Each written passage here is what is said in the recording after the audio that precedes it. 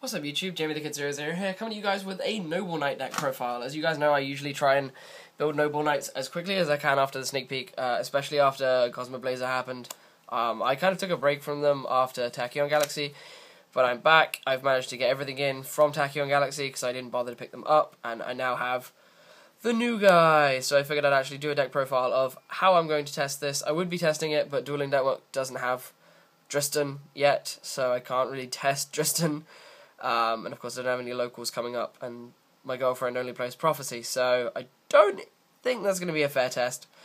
But I figured I'd at least bring you guys the deck profile that I'm going to be testing soon, and see what you think, get some advice. I know there are a few people at my locals who respect this deck and would probably like to see this profile. So I'm just going to jump straight into it. Any comments on this, any changes, anything like that, please feel free to put them in the comment section below, as long as they're nice. Like, the abuse isn't very nice, but I am quite open to changing this up before I start testing. So, I'm playing two rabbits. The two rabbits still, I feel, add a lot of speed to the deck. I feel that Artorigus is very essential to play, but I would not want to play him on his own. So, I still feel that the rabbits are incredibly necessary, and incredibly valid, even with one set of targets in the deck, because Daigusto Emerald is a thing. I played it like this before, without Emerald, simply because I'd rather have the speed, and I'll play it now with one target and still be happy with it. So if you guys are going to complain about that, try it out, because it's really not as bad as you make it sound. So then moving into the Noble Knights, I played 3 copies of Noble Knight Artorigus. It's your rabbit target, it's your target for Gawain half the time. It's just a very versatile card. 1800 isn't that bad a body, so pretty good card.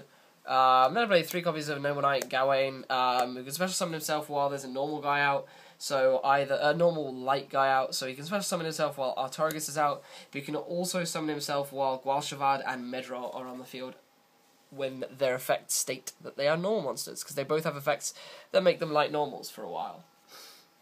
Speaking of which, I play 3 copies of Noble Knight Gwalchavad, of course one of the cards which is essential for the OTK, which came about last set. Noble Knights were actually able to make an OTK. Gwalchavad is just something that I really like. I almost always use him for the OTK play, but he's just a pretty interesting card, and I actually managed to pick them up finally because I didn't actually have any. Then I play 3 copies of Noble Knight Medror. This is probably one of my favourite cards in the deck, simply because of his effect and how versatile he can be. Medror is, when he comes out, he's a normal light monster with the same stats as he has, but if you equip him with a Noble Arms, he turns into a level 5 Dark, and then you can remove that you can destroy that Noble Arms to search a Noble Knight from your deck, which is pretty boss, and I just love Medror's artwork. And the main targets you're going to be searching with Medror are the 2 copies of Drystan. Sadly, I only have 1 at the moment, but I have a second one that a friend has already got me, and 1 copy of Ignoble Knight of Black Launzelin. Launzelin you will play because of the mechanics with the various Noble Arms. You can knock a Noble Arms off of this guy, special Launzelin, and then re-equip the Noble Arms to this by the Noble Arms effect, making him still level 5, so you can exceed for level 5.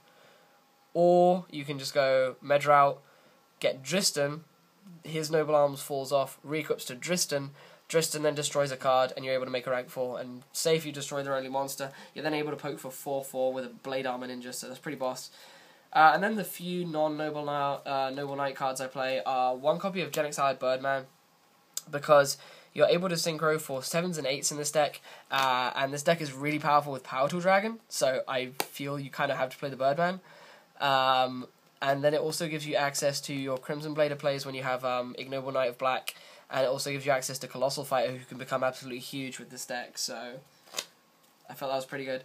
And then I play 2 copies of Effect Veiler to just generally slow down the opponent, because I don't like them going off.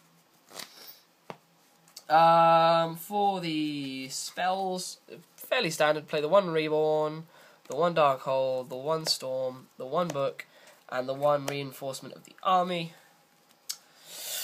because this is the best card ever in this deck, because your entire deck is warriors. And then for the Noble Arms, I play 1 Gallatin. I still am not a massive fan of more. 2 Alfredutier. This is kind of my answer to backer. I suppose I should possibly play a 3rd, but 2 has been good. 2 Caliburn, I really like this card, especially on Artorigus, big Artorigus. And then 3 copies of Noble Arms of Destiny, the new card from Tachyon Galaxy, because it makes stuff ridiculously hard to kill, which is kind of what the deck needed, because everything in it was made of paper, quite literally. They're cards. So that's the spells, and then the traps are quite simple. They're just 2 Torrential. They're basically just Mass Destruction. 2 Mirror Force, and then the 3 Compulse, which I've been playing literally every deck this format that plays traps, because Compulse is really good. So that is the main deck. The extra deck is it's fairly simple. Yeah, it should all be pretty self-explanatory, but we'll go into it regardless. I'm only playing 1 Artorigus, King of the Noble Knights now, because at this point I feel that Artorigus is a bit situational, a bit meh, so I don't really feel that he's that necessary. Apparently there's a lot more Noble Knight support coming out in Shadow Spectres. Apparently there's 5 cards, including a Synchro and an Xyz. So maybe this will be better in light of the new stuff, but at the moment he's not that good. He's good, but he's not that great. Then we play a lot of Warrior Xyzs in this. Play Blade Armor Ninja and Heroic Champion Excalibur, but you can pull off the OTK that heroes usually do with these 2 cards. Heroic Champion Gandiva, because it shuts down so many small monster decks. It can shut down Fire Fist 3-axis and wind-ups and all sorts of other things like that. 1 Starliege Paladynamo, because if you can play Paladynamo, why not? He's really, really good. And I've realised something I forgot from this list, and it really should be in here. Honest. I'm a complete buffoon. Honest should be in this list, and I forgot it last time. I've forgotten it again, so please, the 41st card in this list should be Honest. If anyone comments, where's Honest, in the comment section below, and I don't think you're joking, you will get blocked. Oh, how did I forget that? Because you weren't listening to the audio. Listen to the audio, people. And then play 1 Maestroke, because it's Maestroke. 1 Papilloperative, because it's a warrior and it's Papilloperative. Like, that's a lot of my answers for everything. Like, it's just a really versatile card. And then 1 Daigusto Emerald, because the ability to put back loads of your targets, put back your Drystan, put back your rabbit targets. It's very, very good. That does it for the rank 4s. For the 5s we play with that, for that Medrort Launzelin play 1 Tyrus, 1 Volcasaurus, 1 Crimson Shadow Armor Ninja, because he's a warrior. The stuff will re-equip to him.